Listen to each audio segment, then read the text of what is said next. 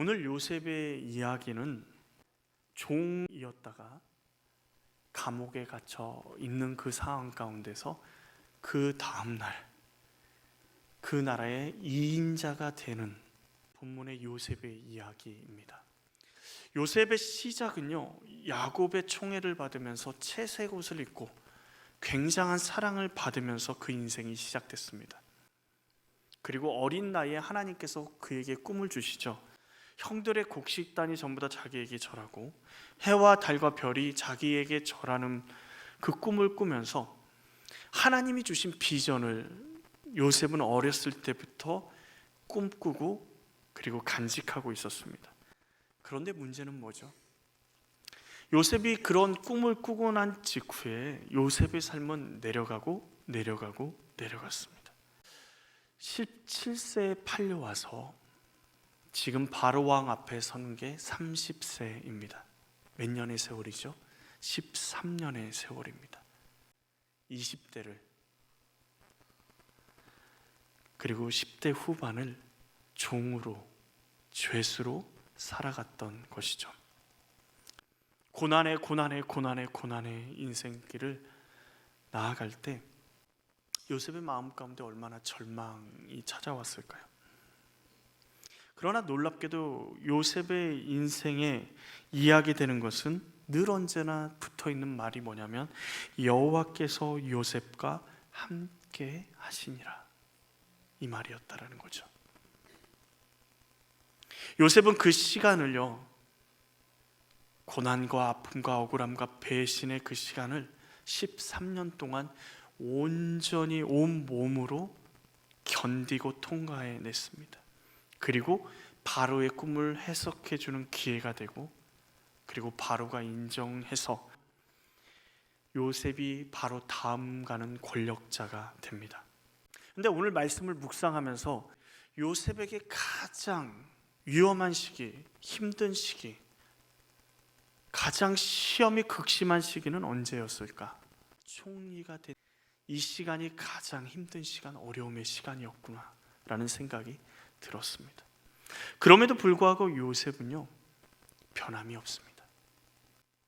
그리고 하나님께서 맡겨주신 그 사명을 온전히 감당해냅니다. 어떻게 요셉이 그렇게 할 수 있었을까? 먼저는요, 요셉은 실패하거나 성공하거나 상관없이 하나님 앞에서 사명을 잃어버리지 않았습니다. 46절 말씀을 한번 보실까요? 요셉이 애굽 왕 바로 앞을 떠날 때에 30세라. 그가 바로 앞을 떠나 어디로 가요? 애굽 온 땅을 순찰하니. 자, 애굽의 2인자가 됐어요. 13년 동안 죽을 고생을 했잖아요. 그러니까 좀 좋은 집에서 그간의 필요함과 어려움들을 좀 풀고 좀 하나님이 베풀어 주신 그런 것들을 누리면서 회복하는 시간을 가졌을 것 같아요. 근데 요셉은 어떻게 하죠? 바로 앞을 떠나서 애굽 온 땅을 순찰합니다. 왜 그랬을까요? 창세기 50장 20절 말씀에 요셉이 왜 그렇게 급박하게 움직였을까? 다른 것 하지 않고 애굽 온 땅을 순찰했을까가 자기의 형제들과 대화 가운데 나옵니다. 당신들은 나를 해하려 하였으나 하나님은 그것을 선으로 바꾸사 오늘과 같이 많은 백성의 생명을 구원하게 하시려 하셨나니. 요셉은 자기가 총리가 된 것이요, 총리가 된 이유, 하나님이 자신을 총리로 만들어진 이유를 많은 백성의 생명을 구원하기 위함이라는 사실을 알고 있었습니다. 우리는 많은 경우 총리가 되면 하나님이 정말 우리의 비전을, 꿈을 이루어 주셨다라고 생각하기가 쉽습니다. 그 고난 가운데서 고난이 역전이 되어서 사업이 성공하고 놀랍게 상황이 역전되는 상황 가운데서 하나님이 나를 성공하게 하셨다, 하나님이 나를 드디어 높여주시는구나 라는 생각을 합니다. 그런데 요셉은요, 총리가 됐어요. 그런데 지체 없이 사명의 자리로 달려갑니다. 총리가 자신이 되고자 하는 그것이, 자신의 상황이 역전된 것이 사명, 하나님의 놀라운 비전, 꿈이 이루어지는 자리가 아니라는 거예요. 하나님이 주신 사명은요, 세상에서의 성공이 아닙니다. 요셉에게 애굽의 총리는요, 사명을 위해서 사용되어지는 도구일 뿐입니다. 우리의 직업, 우리가 가지고 있는 것, 우리의 육신, 우리가 가진 모든 것들은 하나님 나라를 세우는 사명의 도구인 것이죠. 그것이 목적지가 아닌 것입니다. 사명은요, 우리의 형편이 되든지 되지 않든지 우리의 삶이 향해야 할 우리의 존재의 이유이자 정체성이 사명입니다. 자리를 얻기 전에도, 자리에 있는 동안에도, 자리를 잃어버려도, 우리가 무엇을 가지고 있어도 가지지 못해도, 가난하거나 부하거나 상관없습니다. 사명은요, 우리에게 언제나 주어졌습니다. 요셉이 종이었을 때도, 죄수였을 때도, 총리였을 때도 그의 삶은 늘 언제나 무엇을 향해 있었냐면 하나님의 주신 그 사명을 향해 있었습니다. 사명은요, 내가 무엇을 가져야지 실천할 수 있고 내가 충분한 도구가 있어야지 이룰 수 있는 것이 아닙니다. 한번 요셉을 떠올려 볼까요? 생각해 볼까요? 종으로 팔려왔습니다. 형제가 배신했어요. 나를 팔아먹은 게 형제란 말이죠. 얼마나 절망스럽습니까? 거기다가 종으로서 앞으로 살아가야 될 인생길이 너무도 막막합니다. 그런데 최선을 다합니다. 그러다 종으로 올라갈 수 있는 제일 높은 위치에 올라가 있는데 보디발의 아내가, 여주인이 자신을 유혹해요. 나와 동침하자, 나와 함께하자. 여러분, 그러면 여주인이 자신에게, 종일 뿐인 자신에게 동침하자 그러면요, 어차피 나는 종이고 저 여인은 주인인데 내가 저 여인에게, 저 주인에게 반항해봤자 나에게 불이익뿐이 더 오지 않겠어? 그냥 적당히 타협하는 게 낫지라고 생각하기 쉽습니다. 이 정도면 되겠지라고 생각하기 쉽습니다. 근데 요셉은 어떡하죠? 단호하게 거절합니다. 여주인이 그의 옷자락을 잡자 옷을 벗어버리고 그 자리를 떠납니다. 왜 그렇게 했을까요? 그는 하나님 앞에서의 삶, 하나님의 주신 그 사명을 살아가는 사람이었기 때문입니다. 종의 자리에서도 종이 아니라요, 하나님 앞에서 사명자의 삶을 살았습니다. 감옥은 어떻습니까? 감옥 안에서 자신이 억울한, 그렇게 충성했는데 자신을 이 감옥 안에 집어넣었단 말이죠. 보디발이요. 보디발이 자신의 아내의 그 성향을 모를까요? 요셉을 알잖아요. 그런데도 감옥 안에 가둬버렸습니다. 근데 그 감옥 안에서도요, 요셉은 최선을 다합니다. 어떻게 하냐고요? 술 맡은 관원자, 떡 맡은 관원장의 그 안색을 살필 정도였습니다. 자신의 코가 석자인데 다른 사람의 안색을 살피고 그 사람들을, 그 마음을 물어보고 무슨 일이냐고 물어보고 위로하고 그들의 꿈을 해석해 줄 정도였습니다.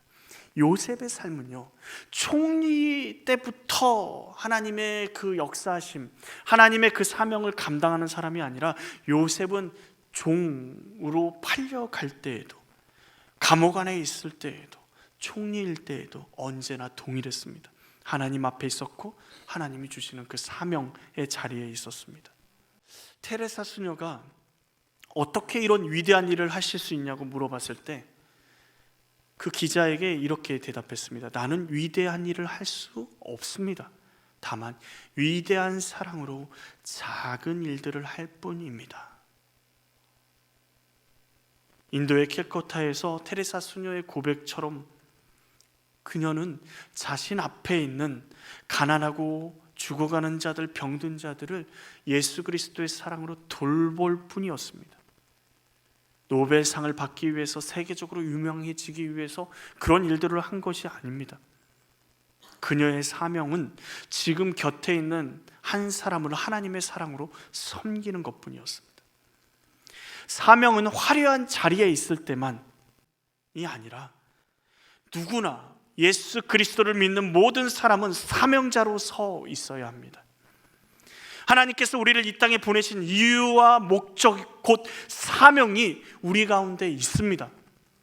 우리가 알지 못할 뿐이죠. 그러기에 하나님 앞에 그 사명의 자리를 찾아서 묻고, 하나님, 나를 향하신 하나님의 계획과 뜻이 무엇인지, 우리에게 주신 사명이 무엇인지를 묻고 나아가야 합니다. 어떤 자리에 있든지 하나님을 잊지 않고 그 사명을 붙들고, 하나님이 우리에게 주신 비전을 붙들고 든든히 설 수 있어야 합니다. 그러면 종이든 감옥 안에 갇힌 죄수든 총리든 흔들리지 않을 수 있습니다. 총리가 되고 나서도 복수하지 않았던 것, 총리가 되고 나서도 총리의 사명의 현장에 곧바로 뛰어들 수 있었던 것, 그것은 요셉이 종에서부터, 아니 꿈을 꾸기 시작한 그때부터 하나님이 주시는 그 사명의 자리에 언제나 서 있었기 때문입니다. 그것을 뭐라 그러죠? 여호와께서 요셉과 함께 하신다라고 성경은 이야기합니다.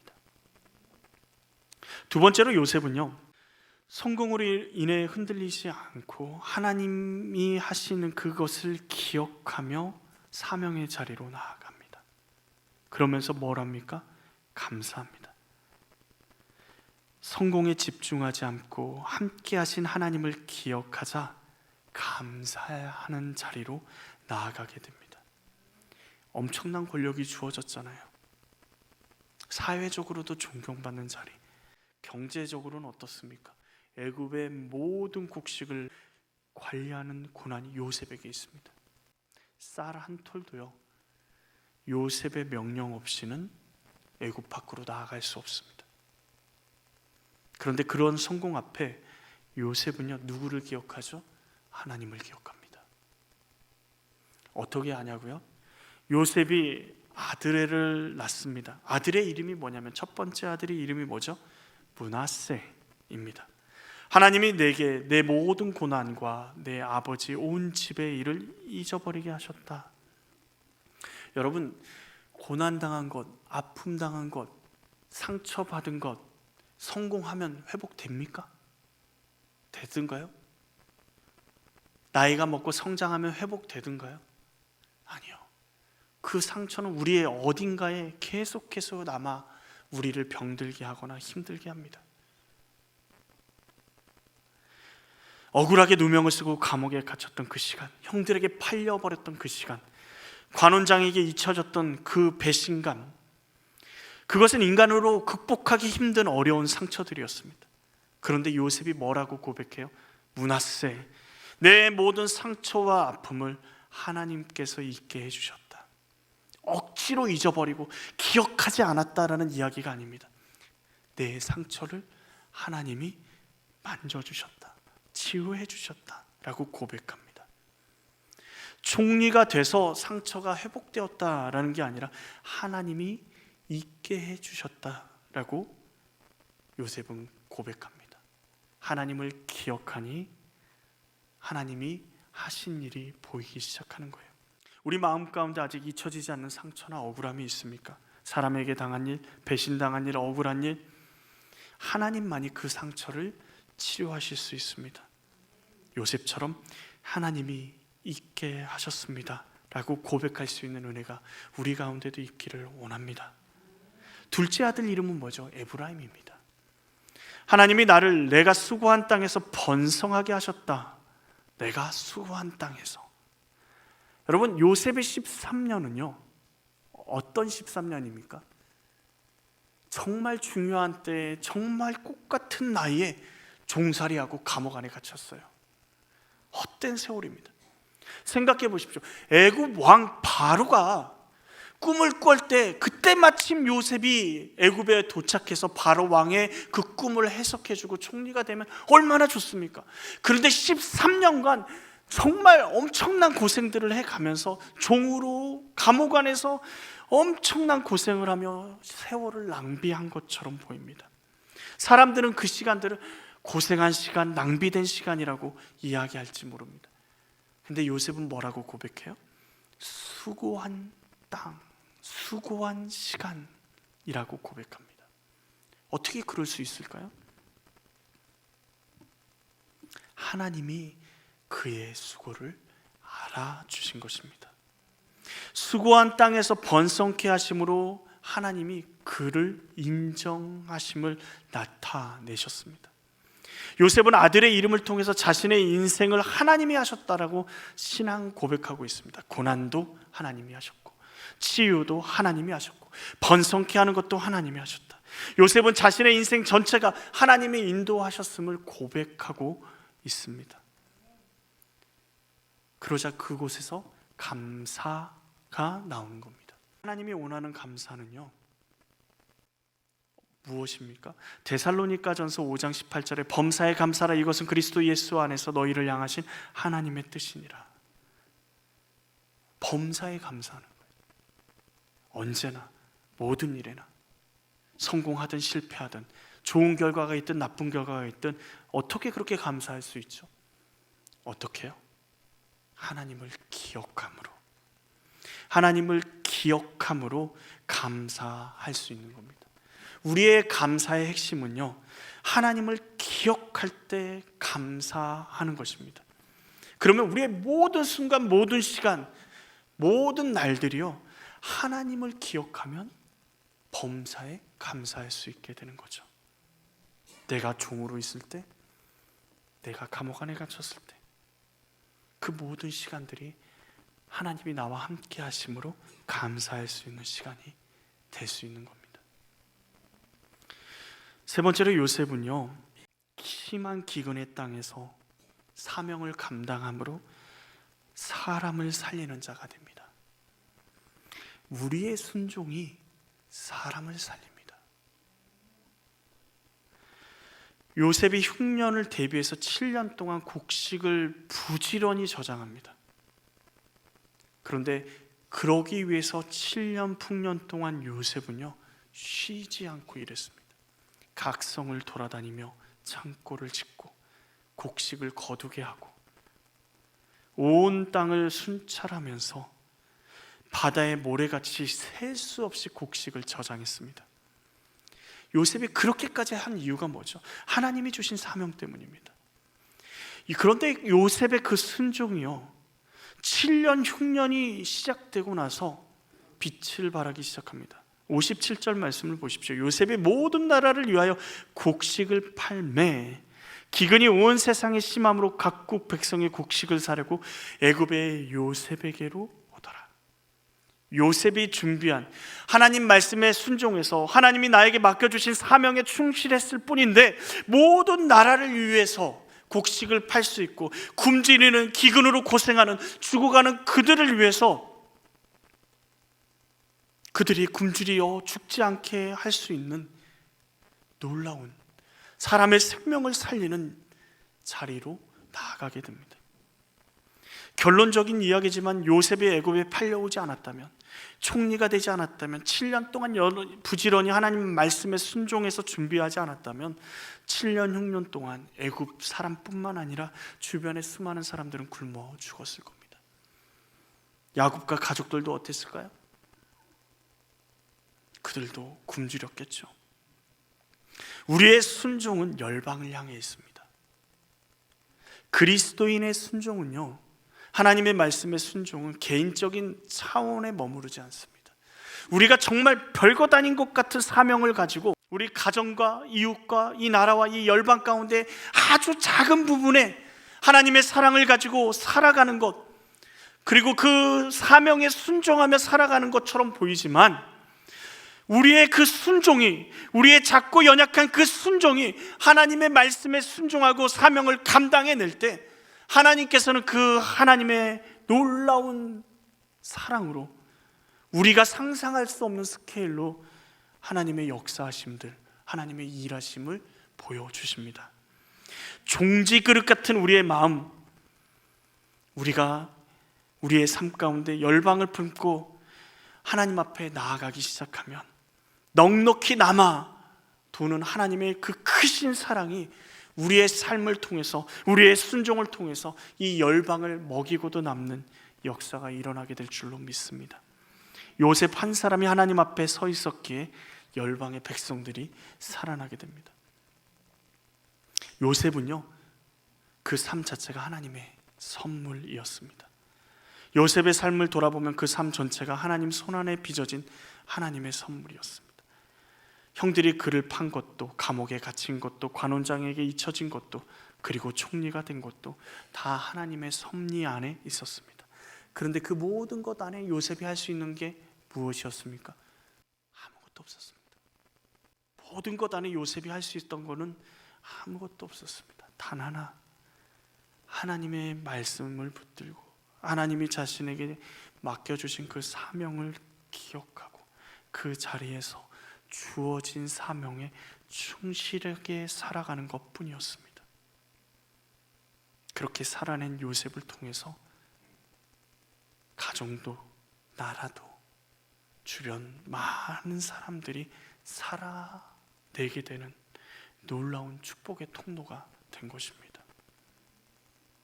요셉은 세상의 성공 앞에서 도구와 사명을 바꾸지 않았습니다.